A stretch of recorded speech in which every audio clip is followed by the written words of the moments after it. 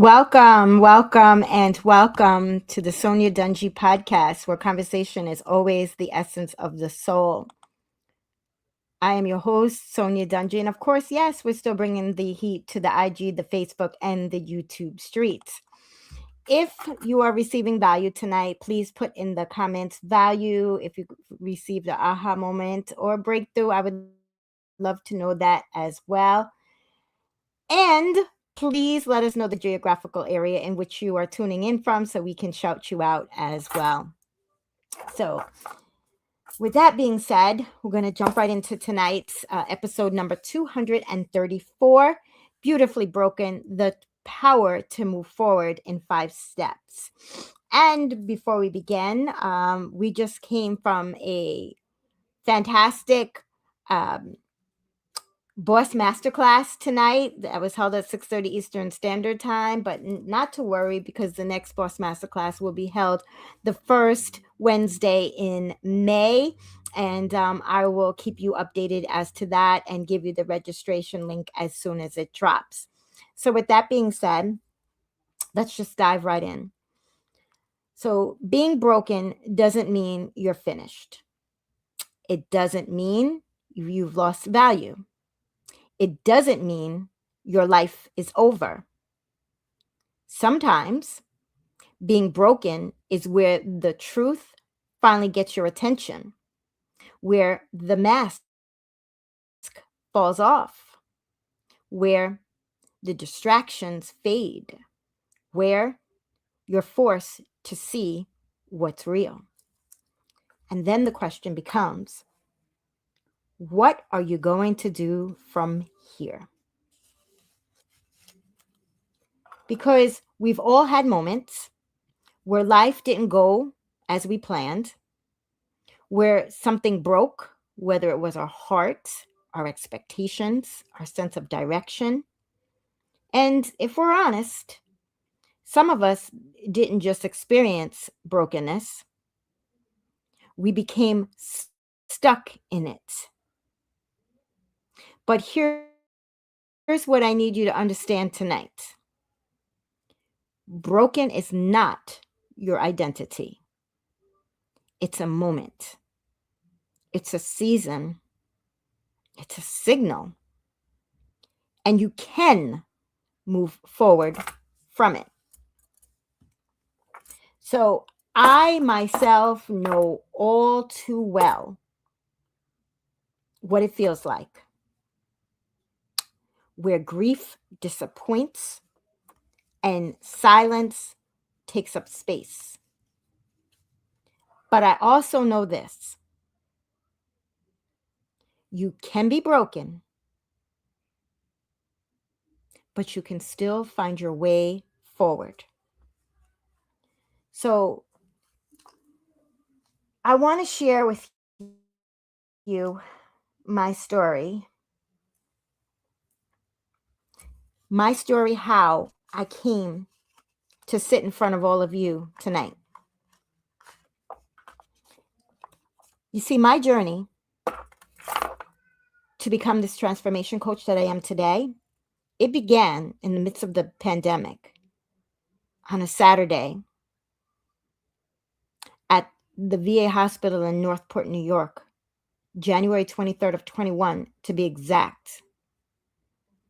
You see, not even 48 hours before, I had found myself sitting in that same hospital as this medical personnel, if you will,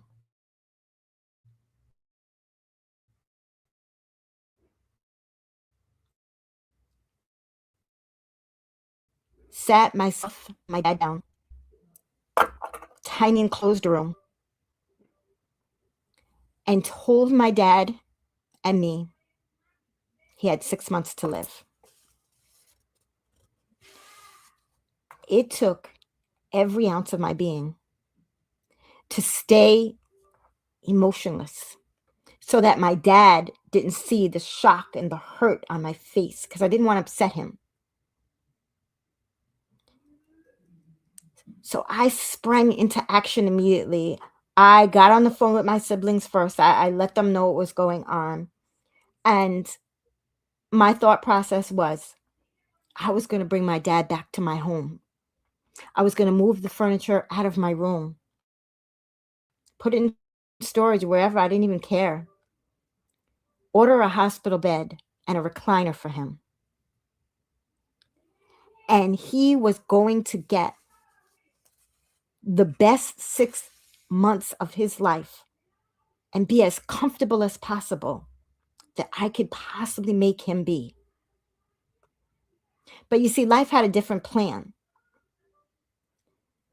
And not even 48 hours later, I found myself sitting alongside my dad as he laid there in that hospital bed. I held his hand reluctantly. I was there reluctantly. And it wasn't because I didn't love my dad, who you can see right here in this picture. That wasn't the reason. Because you see, in my mind, if I'm not there and if I'm not holding his hand, the inevitable is not going to happen. But I was wrong. You see, as I stared into his face, I witnessed a tear come down his cheek. And it was in that moment that he took his last breath here on this earth and his first breath in heaven. And that is a moment that I witnessed that I will never forget. You see, after that, I immediately spiraled out of control. Before we even left the hospital, I was kicking, I was screaming. I had to be dragged out of there. I just remember being pulled down the hallway. And I remained for 342 days stuck. And it was during those 360 days I lost a lot of weight. And today on the Sonya Dungee podcast, this is the first time I even said how much. You see, I rapidly lost over 30 pounds. I wasn't even trying to. I didn't even know that I lost that amount of weight. I wasn't looking in the mirror. I didn't want to see myself. It was wintertime. I threw on sweats, yoga shorts, yoga pants, sweatshirts. I didn't care if it matched or didn't. You see, I was just surviving. I was just doing the bare minimum. I didn't spend time with my grandchildren.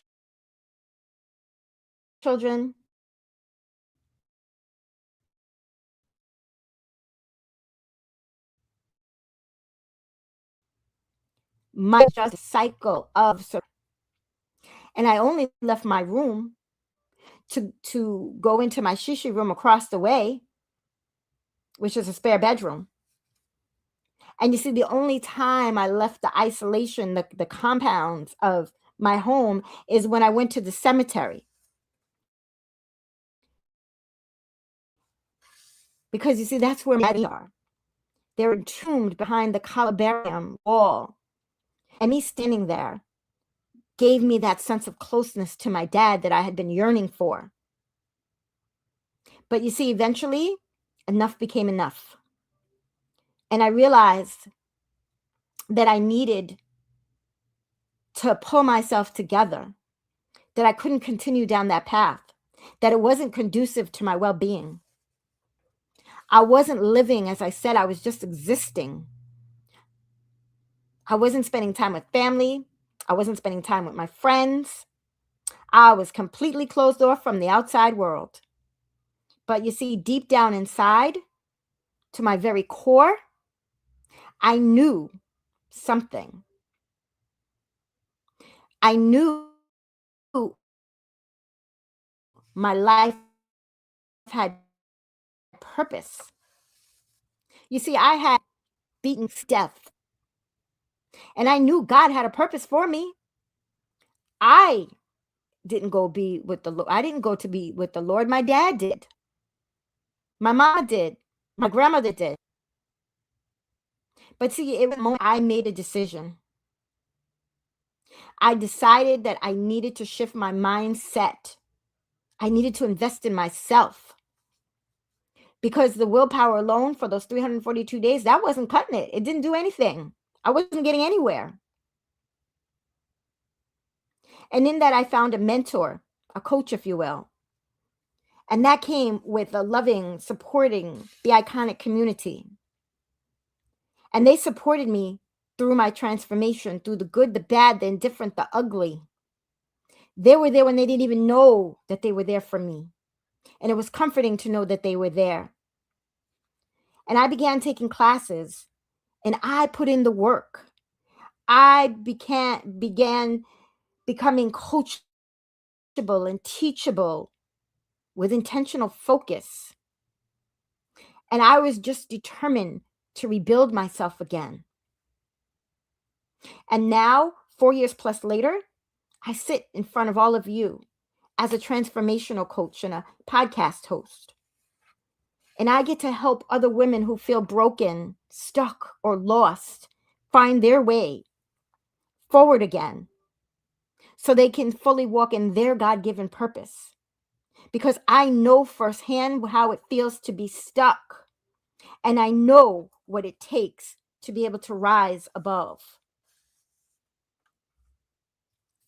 So, again, tonight I'm sharing with you the 5 steps that I utilized in moving forward while broken that forever changed my life. And I hope the same for all of you. You see, we're going to talk about colors again. And we're going to start with red. We're going to acknowledge the break. You see, you can't heal what you don't face. Stop pretending it's okay. Stop pretending you're okay when you're not. Stop minimizing what hurts you.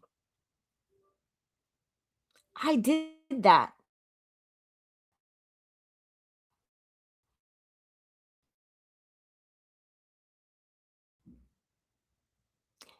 And just a word to that. And when they come back and they say, I'm okay, that's a silent cry for help because that means they're not okay. Because I was okay for those 342 days.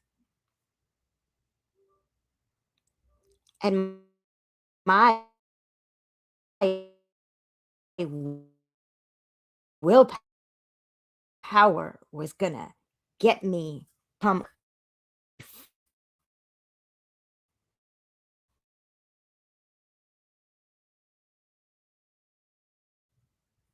nowhere. This is where you say, yes, this broke me, but I will not allow it to define me.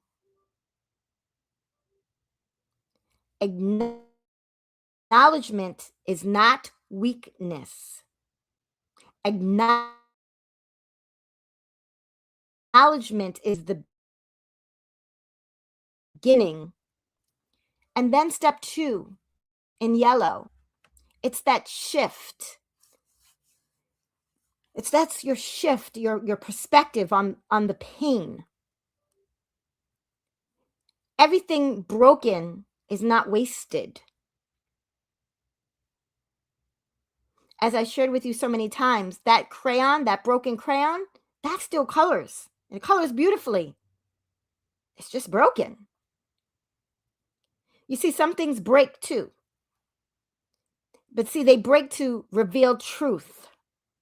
They break to remove what doesn't belong. They break to redirect your path. Ask yourself this: what is this trying to show me? Because when you shift your perspective, you shift your power.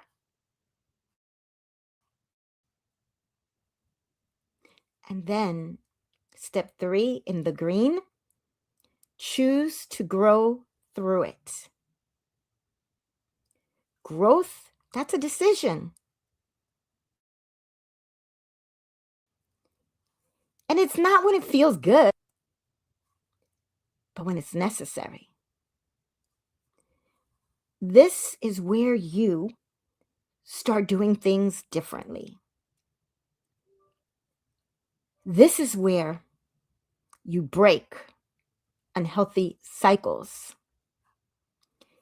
This is where you choose healing over hiding. You see, you don't wait till you feel whole because you're never going to feel whole.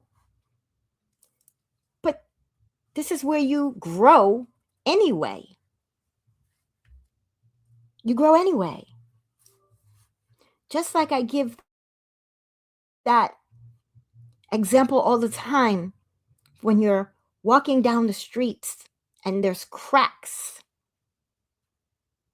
in the streets, or you're walking on a curb and there's a crack in the curb, and you look down and you see weeds growing from the cracks. It's the same principle. You think the weeds are going to stop growing? They find a way to grow through. And then in step 4, you rebuild with intention. Now you become intentional about your life. You don't go back to what broke you. You build new standards. You build new habits. You build new boundaries where it's okay to say no and mean it. This is where discipline meets healing. Because what you rebuild determines what you experience next. And then there's number 5, purple. We walk in wholeness. This is your power. Not because everything's perfect, but because you're no longer stuck in what broke you. You've faced it. You've learned from it. You've grown through it. And now you walk differently, stronger, wiser, aligned. You're not who you were. And that's the point. You see, broken doesn't disqualify you. It prepares you. It stretches you. It reveals you. It strengthens you. But that's only if you decide you're ready to move forward. So ask yourself, am I going to stay in what broke me? Or am I going to grow beyond it? Your next level is not waiting on perfection. It's waiting on your decision. If you're truly listening tonight, if you're ready to stop carrying it, if you're ready to start moving forward, comment in the chat, that's me, or send me a private DM. And I'll send you my personal calendar link for a free 15 minutes, a heart-to-heart with Sonya. Together, we'll put together a color framework for you and put that in motion to begin your journey of moving forward.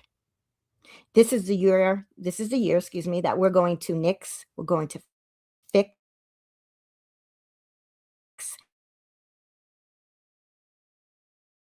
and we are going to mix in 2026.